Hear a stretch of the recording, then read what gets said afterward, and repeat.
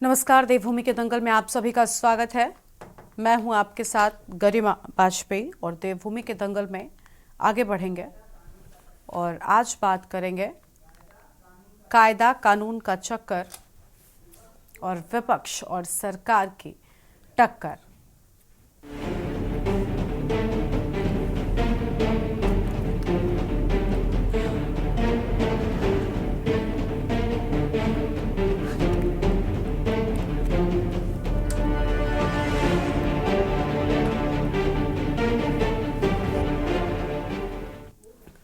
उत्तराखंड में निकाय चुनाव की घोषणा होने के बाद से लगातार आरोप प्रत्यारोपों का दौर जारी है और जिसके चलते सरकार को भी कई मुश्किलों का सामना करना पड़ रहा है। बताते चले कि उत्तराखंड हाईकोर्ट ने राज्य सरकार के द्वारा निकाय व पंचायत चुनाव करने के लिए 2024 की आरक्षण नियमावली को चुनौती देते हुए अलग अलग याचिकाओं पर सुनवाई की है। हाईकोर्ट ने कई निकायों में गलत तरीके से आरक्षण तय करने के मामले में दायर याचिका पर राज्य सरकार से 6 जनवरी तक जवाब भी मांगा है, जिसमें याचिकाकर्ता का आरोप है कि राज्य सरकार की ओर से निकायों के अध्यक्ष पदों के लिए जो आरक्षण प्रक्रिया अपनाई गई है वो संवैधानिक और कानूनी प्रावधानों के विपरीत है। आज इसी मुद्दे पर हम करेंगे चर्चा।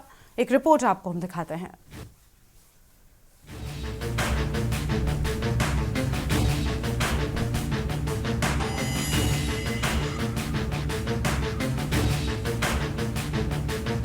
आपको बता दें कि अल्मोड़ा नगर निगम, धारचूला नगर पालिका, गुप्तकाशी नगर पंचायत, उत्तरकाशी नगर पालिका में अध्यक्ष व मेयर के पदों के लिए राज्य सरकार के आरक्षण को चुनौती देती याचिका दायर कर रहा है। नियमावली बनाने का अधिकार राज्य सरकार के पास नहीं है। राज्य सरकार के 2024 के आरक्षण संबंधी नियमावली गलत है, इसलिए निकायों का फिर से आरक्षण तय हो। इस पूरे मामले पर सत्ता पक्ष भी हाई कोर्ट में अपने पक्ष को लेकर तैयार है। याचिकाएं लगी हुई हैं जिसमें अल्मोड़ा नगर निगम, धारचूला नगर पालिका, गुप्तकाशी नगर पंचायत, महुआ डाबरा, ऐसी कई नगर पंचायतें, उत्तरकाशी नगर पालिका, ऐसी कई नगर पालिकाएं और नगर निगम अल्मोड़ा, ऐसे कई निकायों के आरक्षण का जो रोस्टर है, नगर पालिका अध्यक्ष, मेयर आदि का, जो उसको चैलेंज किया गया है। उसमें विभिन्न कॉन्स्टिट्यूशनल ग्राउंड्स पे इसको चैलेंज किया गया है, जिस पे आज कोर्ट ने सुनवाई करी थी और राज्य सरकार से इस संबंध में 6 तारीख तक कुछ विशेष बिंदुओं पर जवाब मांगा है, जैसे कि क्या आधार रहा है और क्या डेटा है जिसका बेसिस लिया गया है। माननीय न्यायालय के पास जब कोई शिकायत करता जाएगा तो निश्चित तौर पर उसकी सुनवाई करेंगे, लेकिन क्योंकि चुनाव प्रक्रिया शुरू हो चुकी है, आचार संहिता लग चुकी है, अब जो अधिकार निर्वाचन अधिकारी को होता है, जो रिटर्निंग ऑफिसर होता है, उसका अधिकार सर्वोपरि है। न्यायालय उस पर विचार करेगा, जब देखी जाएगी। लेकिन अभी जो व्यवस्था है, क्योंकि सरकार ने पारदर्शिता से अपना काम किया है, निश्चित तौर पर उस पर किसी को आपत्ति हो सकती है, तो न्यायालय में उसकी सुनवाई होगी। अब जब सुनवाई होगी, लेकिन इस बीच निर्वाचन की कार्यवाही चालू है, उसको बीच में ब्रेक नहीं किया जा सकता और निर्वाचन कार्रवाई चलती रहेगी, निर्वाचन चलता रहेगा। यूकेडी इस संबंध में पहले भी हमने वक्तव्य दिए थे कि जब आरक्षण रोस्टर लागू करने के लिए इन्होंने बात की थी, तब हमने कहा था कि जब एक बार आप प्रत्याशी उतार देंगे, इससे भी बड़ी विडंबना उसके बाद आएगी, जब जो प्रत्याशी होगा वो क्या उत्तराखंड का मूल निवासी है कि नहीं है।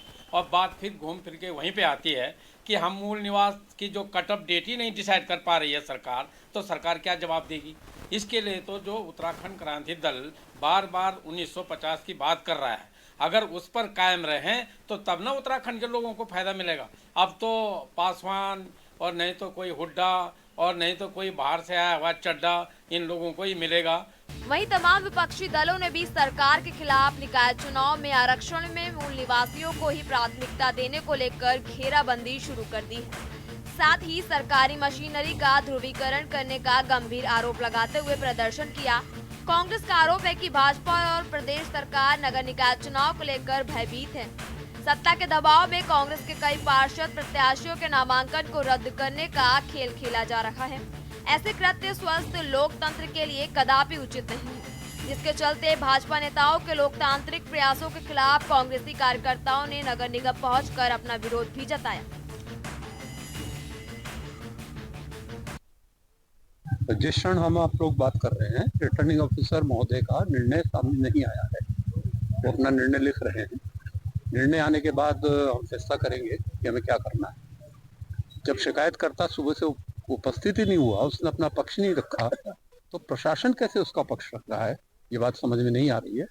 और अगर ये निर्णय हमारे पक्ष में नहीं हुआ तो हम हाई कोर्ट में जाएंगे, उसकी हम कल सुबह की तैयारी कर चुके हैं। तो किस वजह से देखते हैं आप आगे?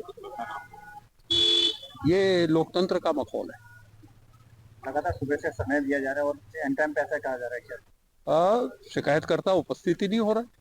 सुप्रीम कोर्ट का समय समय पे जजमेंट है और एक्ट भी है भारत सरकार का कि सन 1950 में जो व्यक्ति जहां का निवासी होगा उस व्यक्ति को उसी राज्य में आरक्षण का लाभ मिलेगा। और अभी उत्तराखंड सरकार में ये देखने को आ रहा है लंबे समय से कि चाहे विधायक का चुनाव हो, चाहे निकाय चुनाव हो, यहाँ पर जो व्यक्ति सन 1950 के आधार पे यहाँ के रिजर्वेशन की कैटेगरी में नहीं आते और जो उत्तराखंड सरकार की एससी जातियों की सूची में जो जातियाँ नहीं हैं, एसटी सूची की जातियों में जो जातियाँ नहीं हैं, उन लोगों को उत्तराखंड सरकार यहाँ की जो आरक्षित सीटें हैं वहाँ से अपना प्रत्याशी बना रही हैं और वो लोग जीत के भी आ रहे हैं। चाहे विधायक के चुनाव हो, सहारनपुर और तमाम दूसरे राज्यों के जो एससी कैटेगरी के लोग हैं वो लोग जीत के आ रहे हैं। ऐसी निकाय चुनाव में सरकार ने इस बार फिर से ऐसे प्रत्याशियों को अपना टिकट दिया है। भाजपा ने भी टिकट दिया है कि जो लोग यहाँ की मूल निवासियों वाली ही नहीं बल्कि जो 1950 के आधार पर जिन जातियों को आरक्षण नहीं है उनको भी जो है यहाँ पे आरक्षित सीटों से उठा दिया गया है। तो अब भाजपा के आगे चुनाव के साथ आरक्षण और नैनीताल हाईकोर्ट में जवाबी तारीख पर जवाब देने व विपक्ष के नामांकन प्रक्रिया में धांधलियों जैसे गंभीर मुद्दे से निपट पाना बड़ी चुनौती से कम नहीं। वहीं पहले ही भाजपा सहित सभी राजनीतिक दल अपनी ही पार्टी में बगावती सुर को लेकर उलझे पड़े हैं। कहीं उलझनों में इस चुनावी दंगल के समीकरण न बदल जाएं। Uttarakhand desk report.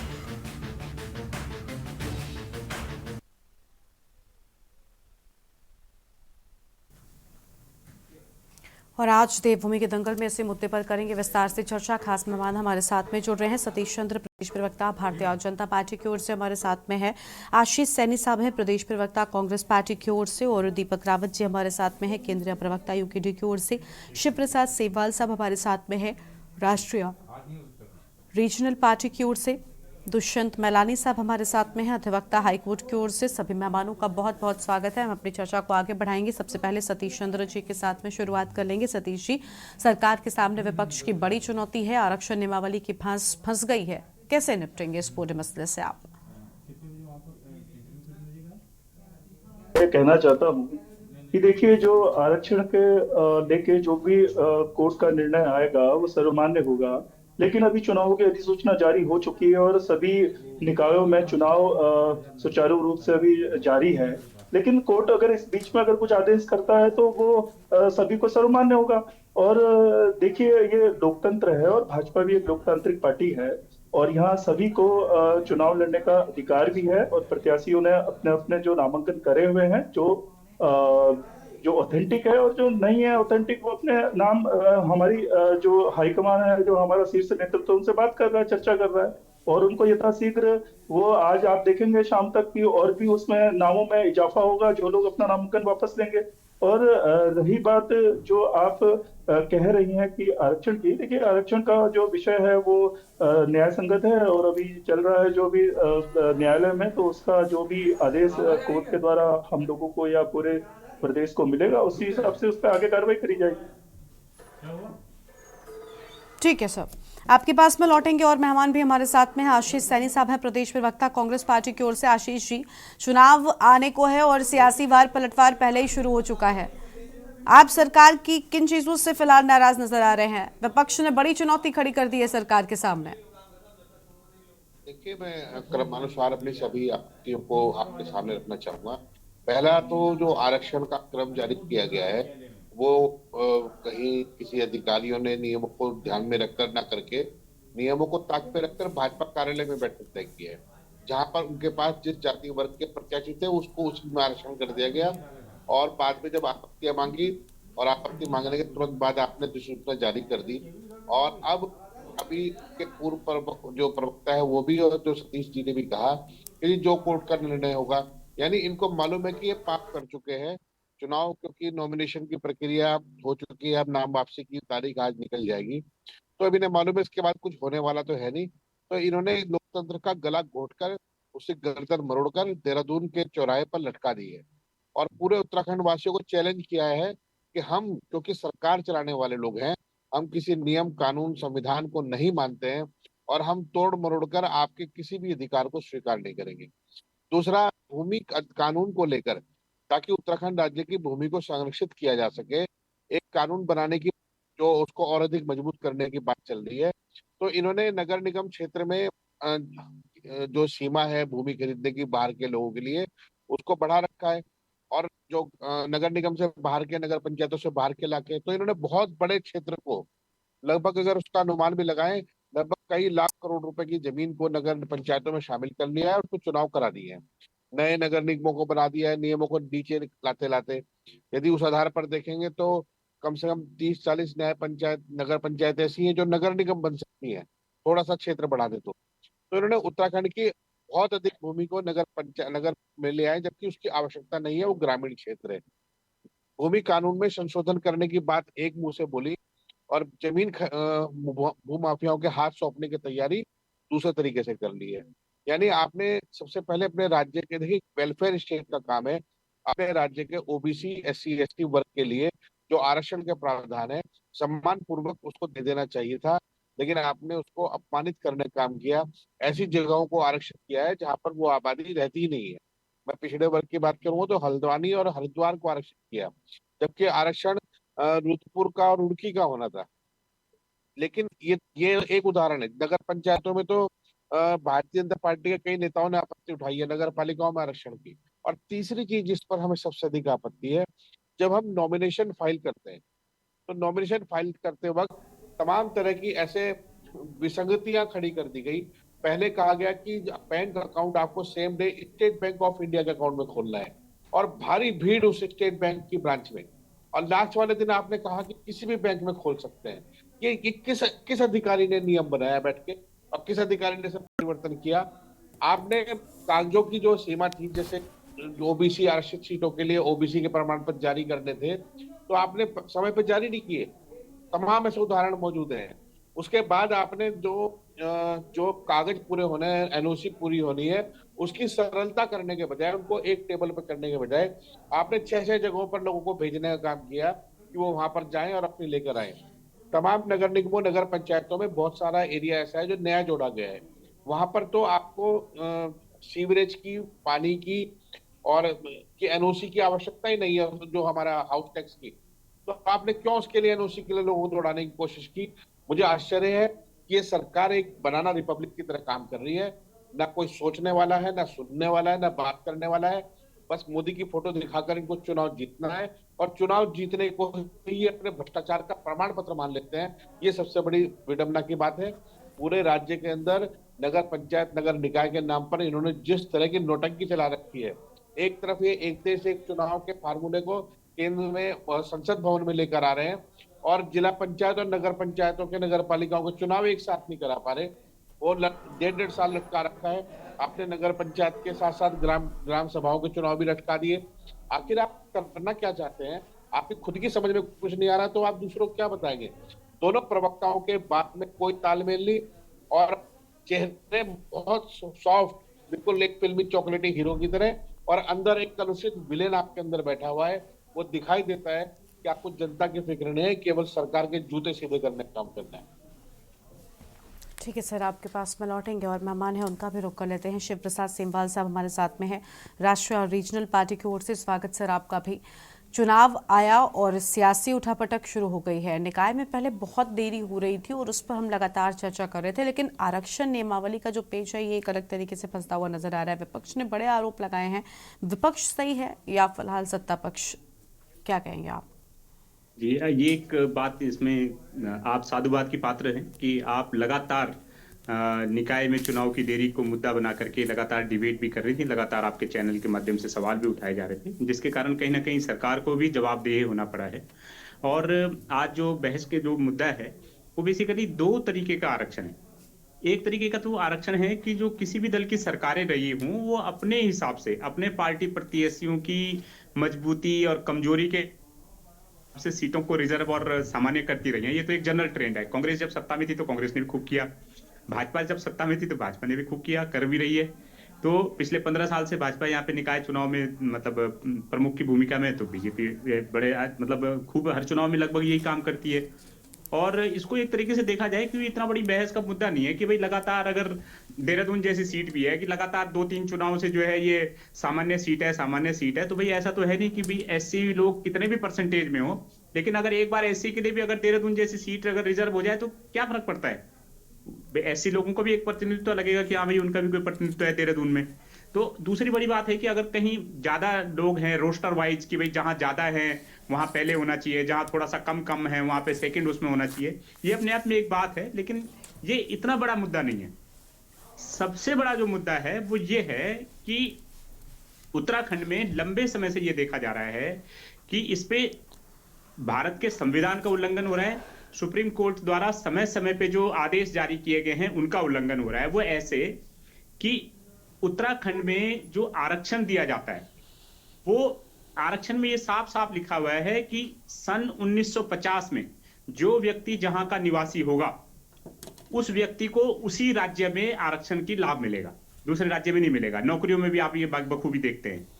सरकार ने क्या किया, बड़ी चालाकी से एक फर्जी शासनादेश, एक अवैध शासनादेश निकाल के अपने राजनीतिक मंसूबों को पूरा करने के लिए पिछली सरकारों ने कि अब क्या हो रहा है, सुप्रीम कोर्ट के आदेश का उल्लंघन हो रहा है, भारत के संविधान का उल्लंघन हो रहा है, और उसके तहत क्या हो रहा है, जो सहारनपुर के उत्तर प्रदेश के दूसरे जगहों के जो लोग हैं, जो वहां के अनुसूचित जाति के लोग हैं, उनको भी जो है यहाँ पे विधायक का चुनाव लड़ाया जा रहा है, वो विधायक बन भी जा रहे हैं, यहाँ पे कोई सवाल उठाने वाला नहीं है।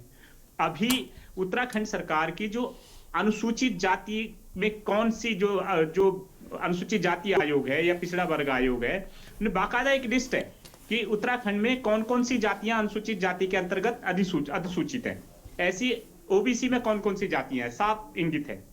तो जो जातियां सन 1950 के मूल निवास के आधार पर यहाँ की अनुसूचित जाति की लिस्ट में जिनका नाम नहीं है, उन लोगों को भी यहां से अनुसूचित जाति के लिए रिजर्व सीटों से चुनाव लड़ाया जा रहा है। तो इससे क्या है, एक तो ये संविधान का उल्लंघन है, सुप्रीम कोर्ट के आदेशों का उल्लंघन है सरासर, और सबसे बड़ा जो बात है वो यहाँ के जो अनुसूचित जाति का जो समाज है, जो यहाँ की अनुसूचित जातियां हैं, जिनका इस राज्य को बनाने में महत्वपूर्ण भूमिका थी, उनका हक मारा जा रहा है।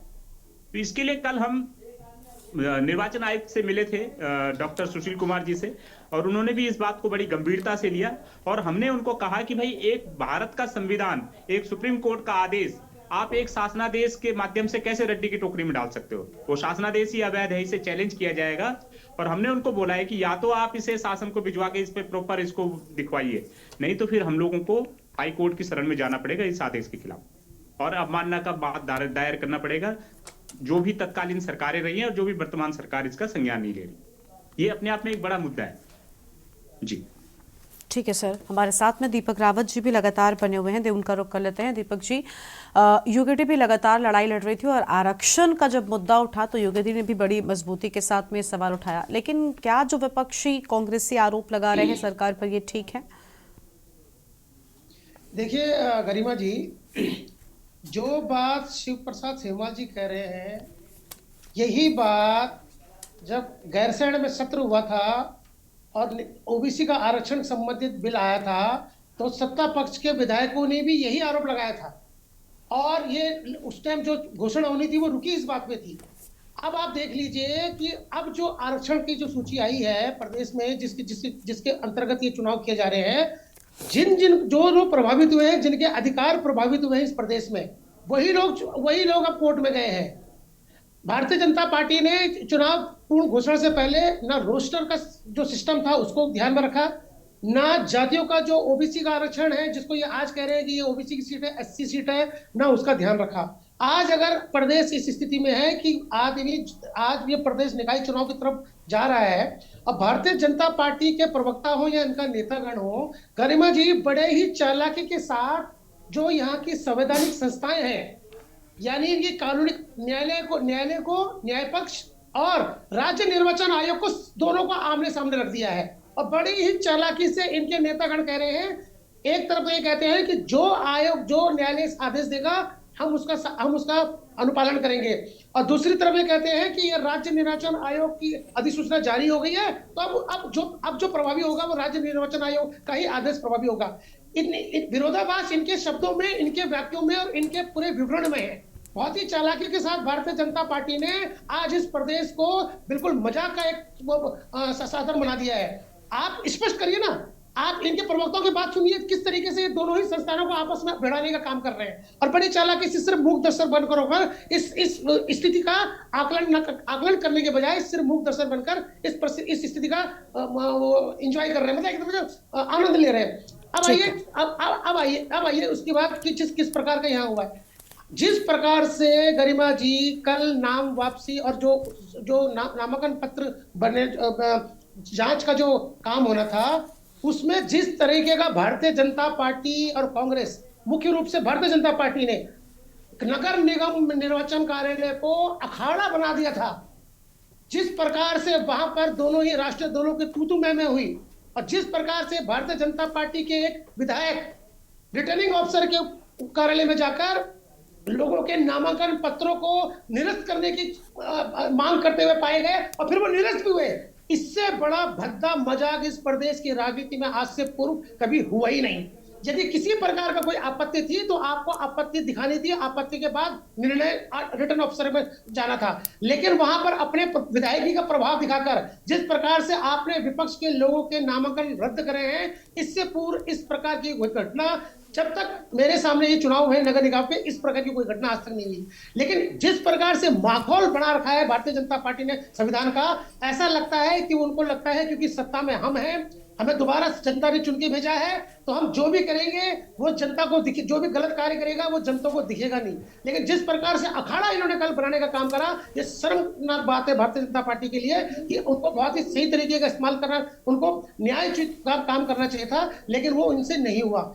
अब देखिए जिस प्रकार से अब 6 तारीख को यदि गरिमा जी मान लीजिए अगर आदेश आता है न्यायालय का कि ये जो आरक्षण सूची जो लंबित मामले हैं उसमें स्पष्टीकरण मांगा गया है सरकार से, और यदि सरकार स्पष्टीकरण देने में असफल होती है और कोर्ट कोई निर्णय ले लेता है, तो आप बताइए इतने जो बेचारे तैयारी कर रहे थे, जो अपने अपने निकायों में आज के डेट में नामांकन पत्र भर चुके हैं, जिन्होंने तमाम तैयारी कर रखी है, उनकी तो तैयारी धरी की धरी रह जाएगी ना।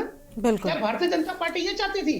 तो इस पर ठीक है, अभी इस पर दीपक जी, अभी इस पर भारतीय जनता पार्टी से ही जवाब ले लेंगे। फिलहाल अभी भारतीय जनता पार्टी इस पूरे मामले पर क्या कुछ कहती है वो जानेंगे, लेकिन उससे पहले देवभूमि के दंगल में एक छोटे से ब्रेक के लिए आप रुकते चल लौटेंगे।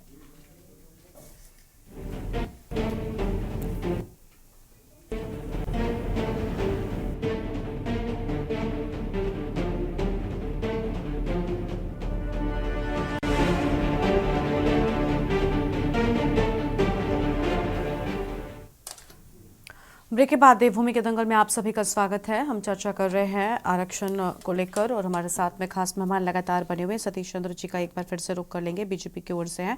सतीश जी, सभी की ओर से आरोप लगाए गए और बड़ी बात है कि आप सब कुछ करने के बाद चुपचाप सब कुछ बैठकर दूर से देख रहे हैं, ऐसा क्यों हुआ?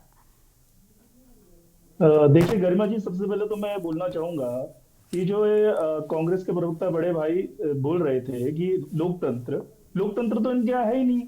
सबसे पहले तो इन्होंने अपना लोकतंत्र का गला घोट दिया है। आप देखिए ना कि मयूख मेहर, पिथौरागढ़ के विधायक, अपने भतीजे की वाइफ को चुनाव लड़ाने के लिए आतुर हो पड़े हैं। वो पार्टी के खिलाफ जाके अपनी भतीजे की वाइफ को टिकट देने के लिए लगे हुए थे, और जब वो टिकट नहीं मिला तो अपने ही जो परिवार की सदस्य है उसको उम्मीदवार बना दिया, और संगठन से बिल्कुल खिलाफ जाके संगठन का विरोध करके उन्होंने एक मोर्चा खोल दिया है वहां पे। तो आप बताइए लोकतंत्र है कहाँ? लोकतंत्र अगर होता तो इनके मथुरा दत्त जोशी जो संगठन उपाध्यक्ष हैं प्रदेश के, तो वो इस तरह का बयान नहीं देते, और उन्होंने तो खंडन भी नहीं करा। उन्होंने जो अपना वक्तव्य दिया था उसके बाद दोबारा उन्होंने जो मीडिया से बात करी उसमें उन्होंने उसका खंडन नहीं करा। उन्होंने ये बोला कि जो मैंने बोला है वो बिल्कुल सही बोला है, यथार्थ बोला है। तो आप बताइए लोकतंत्र तो है ही नहीं। और रही बात आरक्षण की, आरक्षण के विषय में कांग्रेस से हमें सीखने की जरूरत नहीं है।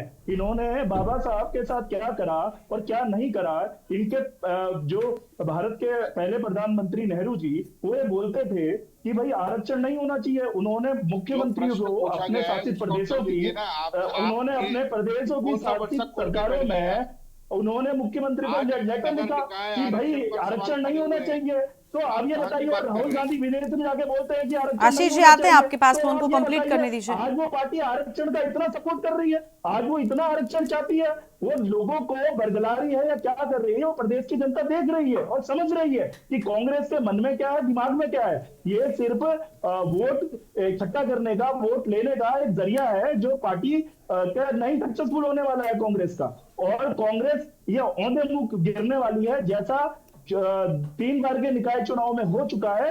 और इस बार जो इनकी हार होगी वो इतनी बड़ी होगी कि उसको एक कभी पाट नहीं पाएंगे। अगर इनकी पार्टी में लोकतंत्र होता तो इनके शीर्ष नेता पूर्व मुख्यमंत्री हरीश रावत जी को अपनी सोशल मीडिया पोस्ट में लिखना नहीं पड़ता। तो अब आप ये बताइए, लोकतंत्र और आरक्षण की बात कहां से करते हैं?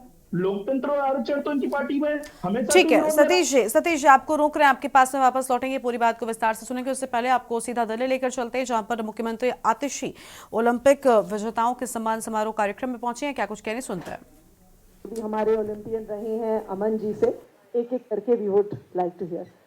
एक और माइक है क्या? Mic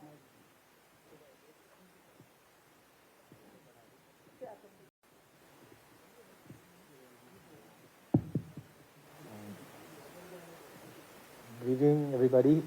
Thank you, ma'am, for having us in this wonderful felicitation. Of course, सारे एथलीट्स हम लोग बहुत स्ट्रगल करके यहाँ पहुँचते हैं, and that's why I'm glad the governments are recognizing that the efforts the athletes have been putting. It's not a single man's process or a girl's process. It's like एक team बनती है। पहले तो ये जहाँ आप मैम बोल रहे हैं, बिल्कुल आप ही फ्यूचर ओलंपियंस है, क्योंकि मेरा स्ट्रगल और हर चीज़ स्कूल में ही स्टार्ट हुआ था। एंड अधिकतर लोगों के पेरेंट्स होते हैं, गाइड कर रहे होते हैं, बट मैं स्कूल में मेरे टीचर्स ही मेरे पेरेंट्स हो गए थे। वही मुझे स्पोर्ट्स के राह दिए कि लाइक बहुत सारे स्पोर्ट्स इवेंट्स हैं, आप उनमें पार्टिसिपेट कीजिए। तो फॉर मी ऑल्सो उन्होंने ज़बरदस्ती फोर्स किया कि पता है आप ट्राई करो कुछ, मे बी आपको हेल्प करेगा। C for normal person of course tough है, but for person with disability और ज़्यादा टफ हो जाती है, क्योंकि लोग क्रिटिसाइज करते हैं, अपने घर वाले भी थोड़ा भावुक रहते हैं कि अपने बच्चों को कुछ हो ना जाए, चोट ना लग जाए, तो everybody wants to be keeping you in the safer side. But I only say one thing that if you like the sport, आपको देखिए एक चीज मत कीजिएगा, जैसे कि डोंट डू अर्ली पीकिंग। आप किसी स्पोर्ट्स, आपको कोई बोला ये अच्छा चीज है, तो उसमें मत सोचिए कि यही आपका करियर और लाइफ बनाने वाली है, क्योंकि अर्ली पीकिंग एक रियल चीज हो चुकी है बहुत सारे students all over the world में। हमें ये करना है कि बाकी चीजों और गेम में भी थोड़ा सा एफर्ट दे करके जिसमें सबसे ज्यादा मजा आता है उसको ही करना चाहिए। For me, I try to play, I was a district player in table tennis, I was a cricketer, I was a badminton player, but I didn't know that athletics would get me here. So problem और struggle कम हो जाती है तब जब आपको उस game से बहुत प्यार हो। तो for me ma'am, things got better, easier because high jump just came to me. बाकी इवेंट्स में मैं बहुत प्रेशर कर रहा था, कोशिश कर रहा था, लेकिन एक तरह से लग रहा था I was hitting my head on the wall. But high jump एक प्यार से आया, अच्छे से कराते गए, और I never thought कि मैं एक ऐसे स्टेज पे रहूँगा आज जहाँ मुझे आपसे गवर्नमेंट से फेलिसिटेशन मिलेगा, जॉब मिलेगा। दिल्ली से आपको हम तस्वीर दिखाए थे, जहां पर मुख्यमंत्री आतिशी पहुंची हुई थी। ओलंपिक विजेताओं के सम्मान समारोह का ये कार्यक्रम चल रहा था। आगे बढ़ते हैं वापस से अपने कार्यक्रम की ओर। सतीश चंद्र जी हमारे साथ में थे, अपनी बात को आप पूरा कर सकते हैं। लेकिन सतीश जी देखिए, आपने कांग्रेस की बात की, बात कांग्रेस की नहीं है, आरोप सत्ता पक्ष पर लग रहे हैं, और उस दिन से ही, जिस दिन तारीखों का ऐलान हुआ था, उसके बाद से ही आरोप लगना शुरू हो गए। आरक्षण नियमावली को लेकर बात आई, उसके बाद बहुत सी चीजें आई कि अपनी सुविधा के अनुसार तारीखें आई, वक्त की कमी थी लोगों के पास में। अब आप समझिए ना, उसके भी आरोप लगे थे। आप सिर्फ कांग्रेस को लेकर जवाब दे रहे हैं, लेकिन आरोपों को लेकर क्यों नहीं बोल रही सत्ता पक्ष? देखिए गरिमा जी, ये पुष्कर सिंह धामी जी की सरकार है और डबल इंजन की सरकार है। आप खुद देखिए, ये पहली बार ऐसा प्रदेश में हुआ है कि निकाय चुनाव की अधिसूचना की घोषणा होती है, उसके बाद आरक्षण नियमावली लागू होती है, और उसके बाद 7 दिन तक आपत्तियां मांगी जाती हैं। जब आपत्तियां मांगी गई और जिस हिसाब से आपत्ति आई उसी आधार पर आरक्षण का रोस्टर दोबारा जारी हुआ। अब आप मुझे ये बताइए कि ये किस सरकार में हुआ आज तक? देखिए, ये पहली बार लोकतंत्र जिस पार्टी में लोकतंत्र है उस पार्टी की सरकार है और उस पार्टी ने लोकतंत्र को बचा के रखा हुआ और बना के रखा हुआ है। प्रदेश में देखिए, आपत्तियां मांगी गई लोगों के द्वारा, जब एक यथार्थ रूप में जब उस प्लेटफॉर्म पे आपत्ति आई, उसी के आसानी का ओबीसी सीट पे रिजर्वेशन करा गया था, लेकिन जब वहां आपत्ति आई तो उसको अनारक्षित करा गया। आप खुद देखिए, विकास नगर सीट पे हमारे विधायक उन्होंने आपत्ति दर्ज कराई कि ये एसटी सीट नहीं होनी चाहिए, लेकिन जब आपत्तियां वहां पे उसके अनुरूप नहीं थी तो उसको एसटी के रूप में ही सीट को बरकरार रखा गया। तो आप ये बताइए, लोकतंत्र की कहां हत्या हो रही है? और आरक्षण नियमावली में अगर कुछ कमियां पाई गई थी या पाई हैं तो उसके लिए आपत्तियां मांगी गई थी। अब ये लोग जब सोए रहते हैं, इन दलों का काम सोना है उस दौरान, तो उसमें सत्ता पक्ष क्या कर सकता है? इनको तो बस अपनी रोटियां सेकनी है चुनाव की, धरातल पे आना नहीं है, रोड पे आना नहीं है, कहीं किसी की आवाज उठानी नहीं है, बस टीवी मीडिया पे आके 4 शब्द बोल देना है और उसी में इनका सब कुछ हो जाना है। तो देखिए, ये पुष्कर सिंह धामी जी की सरकार है और ये लोकतंत्र में चलने वाली सरकार है, ये तानाशाही वाली सरकार नहीं है। लेकिन इन लोगों को तानाशाही की आदत है तो ये उसी हिसाब से ही बात करते हैं। ठीक है, आशीष सैनी जी, सरकार सिर्फ तब माफ कीजिएगा, विपक्ष सिर्फ तब बोलता है जब चुनाव नजदीक आता है। देखिए, मैं आपको बता दूं कि हल्द्वानी और हरिद्वार के ओबीसी आरक्षण को लेकर मेरे द्वारा दोनों आपत्ति की गई। सरकार ने एक आपत्ति को मान लिया और एक आपत्ति को नहीं माना। अब यदि अंधे ही सरकार में बैठे हुए हैं जिन्हें मालूम ही नहीं है क्या करना है, आप एक बिंदु पर मेरे द्वारा तो अगर 2 आपत्ति की गई है और आपने एक को माना और एक को नहीं माना, तो आधार बताइए। दिव्यांग बोलिए, दिव्यांग मनीष भाई, आसिफ भाई दिव्यांग बोलिए उन्हें, दिव्यांग नहीं, आप छोड़िए, दिव्यांगों के पीछे मत छुपिए। आप, ये अंधों की सरकार है। मैं फिर दोबारा कह रहा हूँ, आप लोग अंधे बनकर बैठे हुए, नियम कानून को ताक पर रखकर बैठे हुए, और जो बातें आपने कही, अंबेडकर जी के विषय में कही, आपने कांग्रेस के विषय में कही, तमाम विषय कही, हर बात का जवाब है और हर बात का जवाब लाखों बार आपको दिया जा चुका है। लेकिन आप अंधे बनकर दोबारा से फिर पूछेंगे कि अंबेडकर जी के साथ क्या किया। भारत रत्न क्यों नहीं दिया उनको भारत रत्न क्यों नहीं दिया? पहले ये तो बताइए, अगर जवाब है आपके पास हर चीज का तो ये बताइए, उनको भारत रत्न देने में इतना समय क्यों लग गया? जी की बात कर रहे हैं तो आप बताइए ना कि आपने अंबेडकर जी का अपमान संसद में क्यों किया? सर, अंबेडकर पर चर्चा नहीं है अभी, अगर उत्तराखंड तक सीमित रखेंगे तो आप लोगों के लिए ही बेहतर होगा। गरिमा जी, मैंने इसीलिए कहा कि जब आरक्षण पर बात हुई तो ये अंबेडकर जी पर चले गए। अब अंबेडकर जी पर बात करेंगे तो ये आरक्षण पे कभी आएंगे नहीं। वास्तविकता ये है कि मैं खुद उदाहरण के रूप में सामने बैठा हूँ, मेरे द्वारा 2 आपत्ति की गई, एक आपत्ति मानी गई, एक आपत्ति नहीं मानी। आप बताइए ना, काशीपुर और रुद्रपुर और रुड़की में काशीपुर को और रुड़की को 38 और 36% ओबीसी होने के बावजूद भी ओबीसी के लिए आरक्षित क्यों नहीं किया आपने? रुड़की नगर निगम तो पहली बार चुनाव में आरक्षण में के रूप में आ रहा है, तो आपने क्यों कंसिडर नहीं किया? बताइए, कौन सा नियम, कौन सा कानून था कि आप सीधा अल्मोड़ा और हरिद्वार पहुंच गए? केवल इसलिए कि हरिद्वार में इनके पास सामान्य वर्ग के प्रत्याशी के रूप में कोई था ही नहीं, तो इन्होंने कहा ये ओबीसी में खड़ा कर दो। बाद में देखा कि ओबीसी के लिए भी कोई प्रत्याशी नहीं मिल रहा है, क्योंकि इनको मालूम है कि नियम इन्होंने तोड़े हैं। चक्रीय क्रम में वार्डों का परिसीमन बदलना था, नहीं बदला गया है। आरक्षण नगर पंचायत और नगर पालिकाओं का बदला जाना था, नहीं बदला। तभी शिव प्रसाद सेमवाल जी ने भी कहा कि देहरादून को क्यों नहीं आरक्षित कर देते। कारण क्या है कि देहरादून इनको हॉट सीट दिखती है, वहां पर इनको भ्रष्टाचार के मौके मिलते हैं। 1.5 साल तक आप चुनाव की फाइल लेकर अपने बीजेपी कार्यालय में बैठे रहे, तब आपको दिखाई नहीं दे रहा था कि चुनाव हो रहा है। इसीलिए मैंने कहा ये अंधों की सरकार है और गूंगे बोलते हैं, यानी जिसको बोलने का अधिकार है, जिसको पता है वो नहीं बोलेगा कभी, लेकिन प्रवक्ताओं को लगा देंगे। इनको मालूम भी कुछ नहीं होता। मैं इनसे अगर ये पूछ ले कि चक्रीय क्रम में आरक्षण बदले गए हैं या नहीं, या कितने प्रतिशत चेंज हुए, इनको मालूम भी नहीं है। मैं बहुत से उदाहरण दे सकता हूं जहां नगर निकाय छोड़िए, हर चीज में आपत्ति की गई। अब ऐसे ही पंचायत चुनाव में जब आपने चुनाव में प्रशासक नियुक्त किए, तो क्या नवंबर के महीने में, अक्टूबर के महीने में आपको मालूम था कि ग्राम पंचायतों का कार्यकाल पूरा होने वाला है? क्या आपको दिखाई नहीं दे रहा था वहां पे? फिर वही सवाल, क्या आप अंधे थे? इसीलिए आप जब टीवी चैनल पर बैठे हैं, सम्मानित पैनल आपके सामने, प्रवक्ता और हमारे एंकर मौजूद है, वो जो सवाल पूछा है उस पर अगर जवाब नहीं है तो आप क्षमा मांग के अपनी बात चुप कर सकते हैं। जरूरी है आपको अपनी बात बोलनी? आप ना डिबेट का विषय समझ रहे हैं। आप देखिए ना, आरक्षण आज आपने गड़बड़ किया, कल को उत्तराखंड में पहाड़ में किसी एक सीट का आरक्षण आप ओबीसी के लिए कर देंगे, एससी के लिए कर देंगे, तो वहां के जो नागरिकों के जो संवैधानिक सामाजिक अधिकार है, सामाजिक समरसता की बात है, वो कब आएगी? आप तो एक विद्वेष पैदा कर रहे हैं ना समाज में, कि आरक्षण होना ही नहीं चाहिए। आपको तो लगता है कि आरक्षण होना नहीं चाहिए। आपके गृह मंत्री ने सदन में अम्बेडकर जी के लिए और आरक्षण के विषय में क्या क्या बोला है।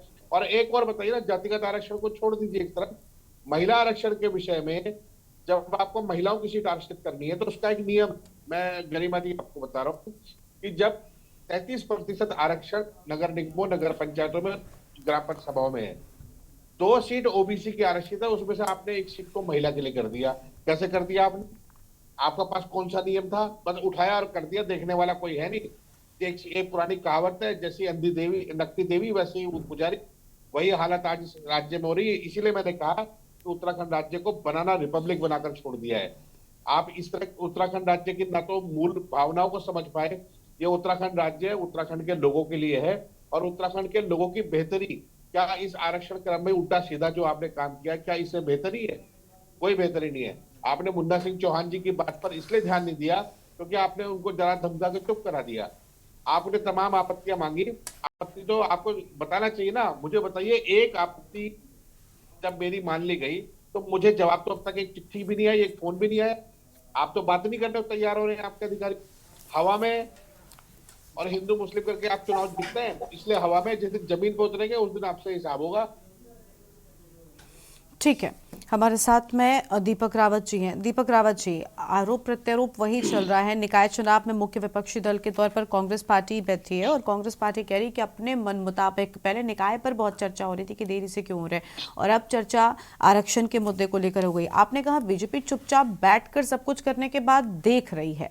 क्या बीजेपी पहले से प्लान थी और तारीखों का मतलब अंदाजा था अपने हिसाब से? जो कांग्रेस आरोप लगा रही थी मन मुताबिक अपने समय के हिसाब से तारीखों के ऐलान की, वो बात सच नजर आ रही है क्या? बिल्कुल गरिमा जी, जो स्थितियां आज की डेट में इस प्रदेश में निकाय चुनाव में ये प्रदेश झेल रहा है, वो सारी परिस्थितियां बनाने वाली भारतीय जनता पार्टी ही है। बड़े आराम से आप देखिए ना, ऐसा कैसे संभव है कि इनके जो प्रवक्ता है वो दोनों के दोनों एक ही बात कर रहे हैं, नेता भी एक ही बात कर रहे हैं। जब इन्हें पता था कि 6 तारीख को रोस्टर, 6 तारीख को अभी जो आपत्तियां हैं वो हाईकोर्ट में लगी हुई हैं, उसका निर्णय आने के बाद ये तिथियां घोषित कर देते हैं, लेकिन तब इन्होंने नहीं उसका ध्यान रखा। अब बीच जब चुनाव अधिसूचना जारी हो चुकी है, लोगों ने अपने नामांकन पत्र भर दिए हैं, लोग तैयारियां कर रहे हैं, अब 6 तारीख की सुई तलवार फिर लटकी हुई है। और उसमें ये क्या कह रहे हैं, इनके आप शब्दावली नोट करिए ना, कि अगर कानून कोई न्यायालय कोई आदेश देगा तो हम उसका स्वागत करेंगे और उसका अनुपालन करेंगे। तो आप ये बताइए कि जनता का बेवकूफ इन्होंने बनाया कि नहीं बनाया? इस प्रदेश के जो गरीब लोग हैं, जो बड़ी सहमति से एक चुनाव लड़ना चाहते हैं, क्या इन्होंने उनका बेवकूफ बनाया नहीं बनाया, उनका मूर्ख बनाया नहीं बनाया? तो क्या बताइए, आप बताइए ना, किस प्रकार की राजनीति कर रही है भारतीय जनता पार्टी? आप इतने ही स्पष्ट है अगर जनता के प्रति, तो आपको ये स्पष्ट कर देना चाहिए था। आप 6 तारीख आप हाईकोर्ट के निर्णय का, हाईकोर्ट में अपना स्पष्टीकरण देते, हाईकोर्ट से कोई निर्णय आता, उसके बाद आप करा लेते। अब आप देखिए जो तैयारी कर रहे हैं, ये आप यहाँ पर बैठ के तो ऐसे संभव है नहीं कि और निश्चित रूप से जो शब्दावली इस्तेमाल की जा रही है, इससे एक चीज तो स्पष्ट रूप में आ रही गरिमा जी, कि जो आरक्षण ओबीसी का हो, एससी एसटी का है इस प्रदेश में निकाय चुनाव में, नगर पंचायत चुनाव में, वो मन माफिक किया गया है, रोस्टर या नियमावली के अनुसार नहीं किया हुआ है। इसी वजह से, क्योंकि न्यायालय में इनको स्पष्टीकरण देना है, और न्यायालय में यही स्पष्टीकरण नहीं चलता जो यहाँ इनके नेता यहाँ पर आके आपके मंचों में या सार्वजनिक मंचों में बोलते हैं। वहां पर तथ्यों के साथ आपको ये स्पष्ट करना पड़ता है कि आपने किस आधार पे किस सीट का आरक्षण किया और क्या उसके तथ्य क्या थे, वो विवरण क्या थे। अब ये विवरण तो स्पष्ट कर नहीं पा रहे हैं। यदि इतने ही विवरण होता तो यहाँ पर आके ये कहते हैं कि जो हमने किया है सही किया है। दीपक भाई रुक तो जाइए, 6 तारीख आने वाली है, रुक तो जाइए दीपक भाई। ठीक है सतीश जी, अब आपस में चर्चा नहीं कीजिए। दीपक जी लौटेंगे आपके पास में। एक मेहमान और जुड़ गए, अभी जुड़े, उनको भी जोड़ लेते हैं, फिर आपके पास में और लौटेंगे। ठीक है सर, ठीक है, शांत हो जाइए। दुष्यंत मलानी साहब हमारे साथ में है, अधिवक्ता हाईकोर्ट की ओर से। बहुत स्वागत सर आपका भी, आप काफी देरी से चर्चा में आए। दुष्यंत जी, आरक्षण के जो बात है वो लगातार अटक गई और 6 जनवरी तक हाईकोर्ट के सामने जवाब देना होगा। कितनी बाध्यता है, क्योंकि फिलहाल बीजेपी या सत्ता पक्ष हम कह ले उसकी ओर से जो जवाब आ रहा है उसमें कुछ क्लैरिटी समझ में नहीं आ रही है। तो अगर कानूनी दांवपेच के हिसाब से देखें तो सरकार के सामने विपक्ष ने चुनौती बड़ी खड़ी कर दी है, लेकिन सरकार बड़ी आश्वस्त नजर आ रही है कि हमें पता है कि इस पूरे मामले में कुछ नहीं होना है। जवाब में क्या कुछ दिया जा सकता है उनकी ओर से? हुआ ही है इस मामले में, जिस दिन आरक्षण का फाइनल रोस्टर नोटिफाई हुआ उसी दिन शाम को ही चुनाव की अधिसूचना भी जारी हो गई। यानी कि कोई ऐसा ब्रीदिंग पीरियड नहीं था। यदि किसी को फाइनल नोटिफिकेशन से आपत्ति थी तो वो उसको कोई चुनौती दे सकता है या चैलेंज कर सकता, क्योंकि उसमें बहुत से विषय ऐसे थे। कुछ जगह पर पूर्व में महिला आरक्षण था, बाद में चेंज होकर ओबीसी हो गया, तो जो वहां पर महिलाएं थी अगर उन्हें कोई आपत्ति करनी थी तो उस समय तो आपत्ति का औचित्य नहीं था जब टेंटेटिवली महिला में नोटिफाई था, और सब्सिक्वेंटली जब बाद में हुआ तो फिर उनको अवसर नहीं मिला। तो इन सब मसलों को लेके विभिन्न निकायों से याचिकाएं दायर हुई, जहां पर 2 चीजें संविधान में कही गई हैं आर्टिकल 243T में कि पॉपुलेशन और रोटेशन 2 सिस्टम लागू करने होते हैं और उसके अकॉर्डिंग ही आरक्षण की जो व्यवस्था है अध्यक्ष पद के लिए चाहे वार्ड में उसी के अनुसार होनी चाहिए। तो उसका पालन नहीं हुआ। और दूसरी एक खास बात यहाँ ये है कि जो आरक्षण आवंटन की नियमावली है वो ठीक 2 दिन पहले यानी कि 14 तारीख को ये टेंटेटिव नोटिफिकेशन लागू हुआ, जिसमें ये बताया गया कि कौन से आरक्षण प्रस्तावित होंगे अध्यक्ष पदों के लिए, किस कैटेगरी के। और ठीक 2 दिन पहले यानी कि 12 दिसंबर को स्टेट ने अपनी जो आरक्षण की नियमावली है वो जारी करी, जिसके आधार पर आरक्षण करना था। तो उन नियमों को जो 2 दिन पहले ही बने हैं 12 तारीख को, उनको 14 तारीख को बिल्कुल लीगल पैरामीटर्स में कैसे लागू कर दिया, ये थोड़ा प्रश्नवाचक है, क्योंकि इतनी बड़ी प्रोसेस है, इतना सारे डेटाज होते हैं, उनकी एक अवरोही आरोही क्रम में निकायों को जनसंख्या के अनुसार रखना होता है। तो जो नियमावली ही 12 दिसंबर को बनी है, 14 दिसंबर को उसको लागू करते हुए पूरे प्रदेश में कैसे शुरू कर दिया गया, ये प्रश्न है। और कुछ प्रश्न और भी हैं, जैसे कि 2 नगर पालिकाओं में चुनाव अभी नहीं हो रहा है, नरेंद्र नगर और किच्छा में। इसी तरह कई नगर पंचायतों में 5 या 6 हैं जिनमें इलेक्शन हुआ। तो जो नियमावली राज्य सरकार ने 12 तारीख को बनाई वो ये कहती है कि जब आप अध्यक्ष के पद नोटिफाई करेंगे, उनके लिए आरक्षण घोषित करेंगे, तो आप कुल पदों का कुल समानुपात लेंगे। तो आपके पास उस दिन कुल पद चुनाव के लिए अवेलेबल ही नहीं थे। आपके पास 2 नगर पालिकाएं उपलब्ध नहीं थी जिनमें आप चुनाव नहीं करा रहे थे, ऐसी 5-6 नगर पंचायतें भी उपलब्ध नहीं थी। तो कुल पदों का तो कुल समानुपात हो ही नहीं पाया। तो इन सब विषयों पे याचिकाएं आई हैं जिसमें राज्य सरकार को जवाब देना है। और पूर्व में ऐसे एग्जाम्पल हैं, सुप्रीम कोर्ट ने भी लद्दाख ऑटोनोमस काउंसिल का इलेक्शन नोटिफिकेशन पूर्व में रद्द किया था। अन्य कई प्रदेशों में भी रिजर्वेशन अगर गलत तरीके से हुआ है तो क्योंकि very basis of the election है, मूल जो उसकी जड़ है अगर वही गलत है, आने वाले समय में जो चयन प्रक्रिया है उस पर भी सवाल उठेंगे, वो भी कैंसिल हो सकती है। इसलिए थ्रेशोल्ड है, बिल्कुल शुरुआती समय में अगर न्यायालय उसको इलीगल पाता है तो संभावना है कि उसको नोटिफिकेशन को रद्द किया जा सकता है या चेंज करना पड़ सकता है। शिव प्रसाद सेमवाल जी को आवाज मिल रही है क्या? ठीक है, उन तक आवाज नहीं पहुंच पा रही है। सतीश चंद्र जी का एक बार फिर से रुख कर लेंगे। सतीश चंद्र जी, देखिए जवाब तो दाखिल करना ही होगा और आप फिलहाल जो जवाब दे रहे हैं उससे आपके विपक्षी संतुष्ट नजर नहीं आ रहे हैं, लेकिन जवाब देना भी सरकार के लिए बड़ी चुनौती है। और लगातार मूल निवास जो चीजें निकलकर सामने आई उसमें लगातार विरोध हो रहा था, यही वजह कि मामला कोर्ट तक पहुंचा। ऐसे ही कुछ कमी रही तभी तो चीजें आगे बढ़ी। हर बार अब सत्ता पक्ष ये कह देता है कि विपक्षी जो है वो आरोप लगा रहे हैं और बिना बात के मुद्दा बनाया जा रहा है, लेकिन यहाँ पर कमियां निकलकर आई सामने। देखिए गरिमा जी, मैंने डिबेट जब शुरू हो रही थी मैंने तब भी बोला था कि अगर कोर्ट का कोई निर्णय आएगा, अगर वो सरकार को कुछ आदेशित करते हैं न्यायालय, तो हम उसकी ओर आगे बढ़ेंगे निश्चित तौर पे। उसके देखिए अब वो तो कोर्ट जब ऑर्डर देगा उसके बाद ही पता चलेगा कि कोर्ट का ऑर्डर किस ओर इंगित कर रहा है। जिस ओर भी कोर्ट का आदेश होगा उस ओर हमारी सरकार कार्य करेगी और उस आदेश का अनुपालन करना ही हमारा कर्तव्य है। अब विपक्ष अगर उनके आदेश का पालन करना नहीं चाहता है तो हम उसमें कुछ बोल नहीं सकते हैं, लेकिन हमारा देखिए हमें जिम्मेदार सत्ताधारी दल है और हमारा जो कार्य है कोर्ट का आदेश का अनुपालन करना है। ठीक है, कोर्ट के आदेश का अनुपालन होगा आशीष जी, लेकिन कहते हैं ना कि कानूनी प्रक्रिया में ठीक है, सारी बातें कानूनी प्रक्रिया के तहत सरकार करने की बात कह रही है, लेकिन सर बहुत से लूपहोल्स होते हैं, मुझे लगता है उनका इस्तेमाल किया जा रहा है। देखिए, सरकार ने मुझे कहना नहीं चाहिए कि माननीय हाई कोर्ट के और सुप्रीम कोर्ट के निर्देशों को दरकिनार किया है। इसमें कंटेम्प्ट इनके खिलाफ जाना चाहिए। लेकिन क्या होता है कि चुनाव आयोग एक स्वायत्त संस्था है, लेकिन चुनाव और आयोग सबसे को बड़ी बात, दबाव आरक्षण नियमावली पर जब बात फंसी थी तो खुद इनकी पार्टी के कितने सारे लोगों ने आवाज उठाई थी। ऐसा नहीं कि सिर्फ कांग्रेस ने ही उठाया इस पूरे मुद्दे को। मुद्दे उठाना, देखिए, जहाँ सभी पार्टियों के लोग, चाहे वो सत्ता में हो या सत्ता से बाहर हो, मुद्दे को उठा सकते हैं, उठाना भी चाहिए। एक जिम्मेदार दल की जिम्मेदारी होती है। अभी हमारे अधिवक्ता महोदय ने इसको बहुत तरीके से समझाया कि जब आपने कुछ आपत्तियों पर आरक्षण बदला, तो बदले जाने के बाद जिस आरक्षण को लागू किया उस पर भी तो आपत्ति हो सकती है, तो उस पर आपत्ति सुनवाई का समय नहीं दिया। दूसरे, ब्रह्म सिंह वर्मा कमीशन ने ओबीसी की जनगणना को लेकर अपनी सिफारिशें दी। उस सिफारिशों में आपके पास दो ही विकल्प थे, जनसंख्या के आधार पर, दूसरा रोस्टर के आधार पर। मैंने इसलिए कहा कि काशीपुर और रुड़की में काशीपुर रोस्टर के आधार पर चेंज हो सकता था, लेकिन रुड़की तो पहली बार चुनाव में आया था और 36% जनसंख्या के साथ बिल्कुल साफ सीधा नियम है, जहां अधिक जनसंख्या और पहली बार उसे शामिल किया जा रहा है तो उसमें आरक्षण मिल जाना चाहिए था। इन्होंने नहीं दिया, ये हो सकता है। और दूसरा, जो आरोही क्रम है वो हिंदी के अल्फाबेटिकल ऑर्डर से है, उस अल्फाबेटिकल ऑर्डर का भी ध्यान नहीं रखा। यानी नियम जो बनाए गए हैं, जिन नियमों को पढ़कर हम कोर्ट में जाते हैं कि सर, जजों के सामने खड़े होते हैं कि हमारी ये सवाल है और ये नियम है आपका, उस नियम की तो धज्जियां उड़ा चुके हैं ना। अब बात किस पे करें और किससे करें?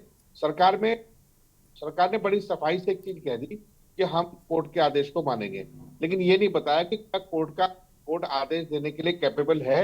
इस समय जब चुनाव चल रहे हैं, जिन लोगों ने प्रत्याशी बनकर अपना आवेदन फॉर्म भरा है, उनके संवैधानिक अधिकार का क्या होगा? यानी कुल मिलाकर सरकार ने नियमों को ताक पर रखकर बर्बादी, अगर कहेंगे कि नियमों के कानून की कर दी है।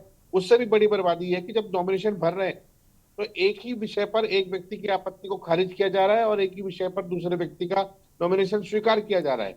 अधिकारियों ने, जो रिटर्निंग ऑफिसर बने, अपनी मनमर्जी चला रहे हैं, कोई सुनवाई नहीं, कोई कहने वाला नहीं है। हमें लगता ही नहीं कि आज राज्य में कोई ऐसी सरकार काम कर रही है जो नियमों को पढ़ती है। नहीं, लेकिन चुनाव जैसे जब देरी से हो रहे थे तब तो ये कह रहे थे कि चुनाव आयोग की सारी रिस्पॉन्सिबिलिटी है, सरकार का कोई इंटरफेरेंस नहीं होता, और उसके बाद इतना सीधा आरोप लगाना और स्वीकार भी कर लेना, क्योंकि सफाई दे रहे हैं बराबर प्रशासन। हाँ जी गरिमा जी, एक उदाहरण आपके सामने। जब ग्राम पंचायतों के चुनाव 12 जिलों में कराए जाने हैं तो नवंबर के महीने में इन्होंने तैयारी नहीं की, दिसंबर में तैयारी नहीं की और जनवरी में आके कह दिया, और दिसंबर में आके कह दिया कि अब हम उसको बाद में कराएंगे, प्रशासक नियुक्त कर दिए। प्रशासक नियुक्त करने में भी प्राइवेट व्यक्ति को, यानी जो निर्वाचित प्रतिनिधि है उन्हीं को प्रशासक नियुक्त कर दिया, जो नियमों के खिलाफ है। यानी जो नियमों में कहीं है ही नहीं कि आपको प्रशासक नियुक्त करना है, तो आप वर्तमान ग्राम प्रधान को प्रशासक थोड़ी ना नियुक्त कर देंगे। और इन्होंने पहले जिला पंचायतों के अध्यक्षों को नियुक्त किया, बाद में बीडीसी और ग्राम पंचायतों में नियुक्त कर दिया। यानी कुल मिलाकर वहां भी, जहां जिस विषय पर भी बात होगी, वहीं पर इन्होंने नियमों का उल्लंघन किया है। और कोर्ट में भी जब तक हम इकट्ठे करके शिकायतें करके वहां तक लेके जाएंगे तो हो सकता है आधी से ज्यादा शिकायतें तो छूट जाए लिखने में भी, और वहां माननीय जज जो है वो सुनने में भी उनको कुछ याद रहेगा, कुछ नहीं रहेगा, और सरकार गोल मोल जवाब देकर चुनाव करा के सीधे निकल लेगी। यानी सरकार की कोशिश केवल यही है कि नियम विनियम तो कोई नाम की चीज रह नहीं गई है, लेकिन अब रहम भी नहीं बचा। यानी कोई आवेदन भरेगा तो उसमें भी ये जो मन में उठाएगा, जिसका मर्जी उठा के पर्चा निरस्त कर देंगे, जिसका मन में आएगा एक्सेप्ट कर लेंगे।